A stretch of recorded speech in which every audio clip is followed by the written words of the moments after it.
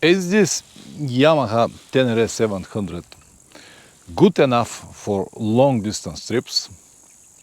Well, the trip I do at the moment and the location that I am at the moment should answer this question, but I'm gonna tell you anyway.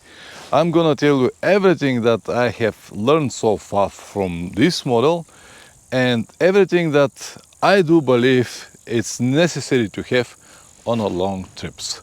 So if you have nothing to do, you can grab your favorite drink and stay with me. Once again, I apologize that I might make some mistakes, but I cannot edit this video. Now I am traveling, so it will be just one go. So if I make any mistakes, please forgive me. And because I don't want to forget anything, I have even a list of the things that I would like to tell you. So let's begin. How good is this motorcycle on long trips? Well, at the moment I cannot even tell you a motorcycle that will do a better job for me. For me, there is a difference. If you travel with passenger or if you travel with a lot of luggage, this might not be an option for you.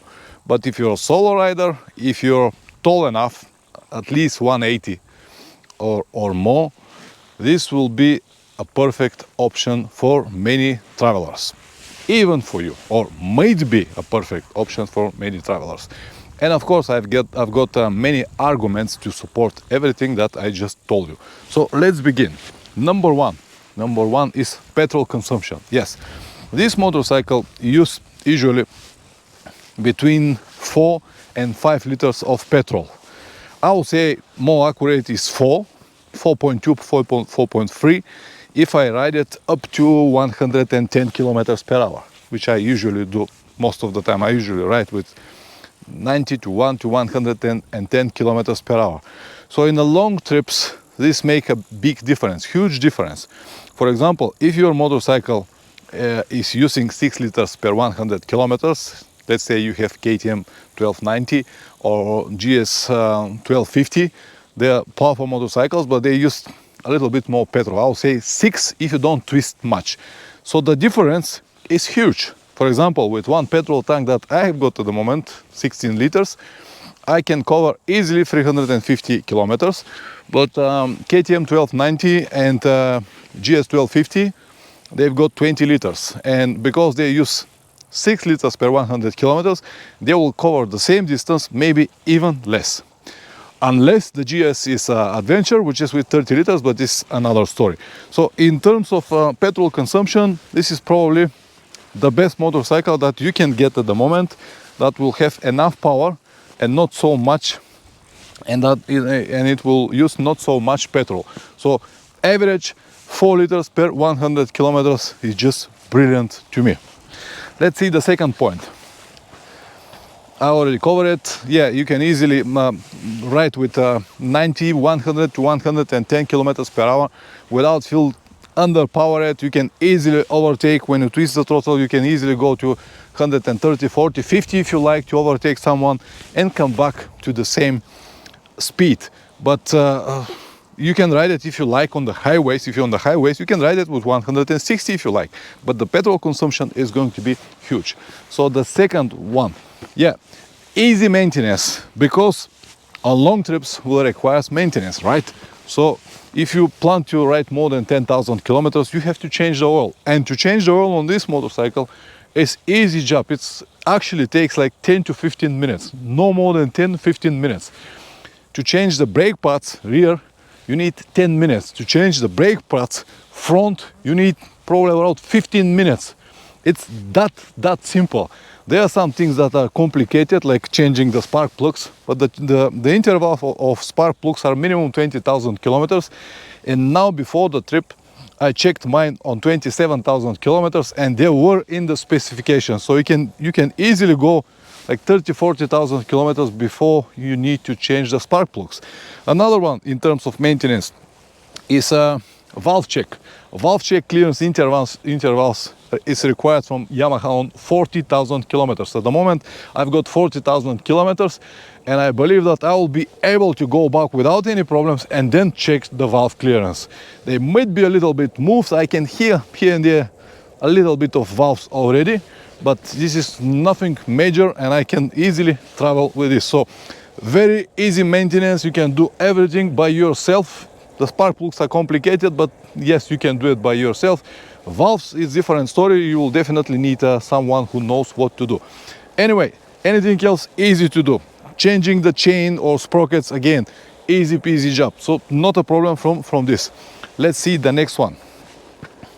Long oil intervals. Yes, Yamaha requires 10,000 kilometers. When I'm at home, when I ride on short trips, I usually change it every 5,000 kilometers. But now, because the trip is so long, I'm gonna change it every 10,000 kilometers. So it has long oil changing intervals. If you have something more specific, like a more dirt orientated bike, yes, it will be lighter, but the comfort is going to be different, and the oil change intervals are going to be limited to maximum 3,000 to 5,000 kilometers. That's why this is good in terms of long trips. The next on the list, valve clearance I already covered, spark plugs I already covered. Good with tires, yeah. It has the proper combination, 21-inch front wheel and 18 on the back. You can find any kind of tires, road and off-road, anything you need. There will be a lot of options for you. And because the motorcycle is not that heavy, stock it's only 204 kilograms, it's actually use the tires very gently. If you're not fast rider, you can squeeze many miles from any tire that you can decide to change, and this is very useful, very practical when you're on long trips. For example, if your motorcycle weighs 50, 60 or 70 kilograms more, include the luggage, of course this will eat the tires much faster. But when you're light, when you travel light, the tires will last much longer. Reliable, well, so far, knock on wood, it is goddamn reliable machine, but I hope it will be like this. I cannot say anything but at the moment, and I hope that it will last until the end of my trip and many miles after that. Yamaha is famous with reliability, but we never know. The next one. Yeah, it is comfortable, believe it or not, but this motorcycle is comfortable for me for already 40,000 kilometers on this motorcycle. On this trip alone, I already got like 13 to 14,000 kilometers, and I'm perfectly fine with the seat and everything. The only modification that I have on the seat is this 3D mesh, and it really works, So the bike is comfortable because it has this straight position, so I can ride for many hours without getting tired, without getting annoyed from the position. So it is comfortable for me. Of course, train. You cannot cross Russia without seeing the trains, man. They are everywhere. So basically my road now going like this, like a snake, and train is always in the middle. So every 50, 60 kilometers I have to wait the barriers in the train. But anyway, so it is comfortable. And the last thing that I would like to say, this motorcycle, this Tenere 700, it's suitable for almost any kind of roads. Some people like Paul Tares already proved that you can make miracles with this motorcycle, but we also understand that Paul Tares is the only one in the world. But no joke, with this motorcycle you can travel in any roads, in good roads, in highways, in bad roads, in bumpy roads, with a lot of potholes, on dirt roads, on muddy roads. You can do everything. It is so flexible, and this is necessary point that you need on the long trips, because on the long trips you actually never know. Today you might have a nice, perfect and flat road, and tomorrow you might hit construction work or some muddy sections or some gravel roads, and this model will allow you to do everything. So yes, in my opinion, this is the perfect motorcycle for long trips, unless you're some kind of spoiled guy who really want to have a lot of power, a lot of comfort, a lot of features like traction controls, cruise controls, all of this stuff. If you're just a simple man who likes simple machines and your main goal is to travel, not to show with the bike, this will be the perfect option for you. Nothing more to say. I hope that this video will be useful to you, at least one person to make the right choice and finally start exploring, start traveling. If you want to learn more about my current location and what is happening on my trip, you can join my second channel, Motorcycle Adventures Life. I believe I will have a link in the description over there. Almost every day I upload short updates how everything is going. See you in the next video. Ciao.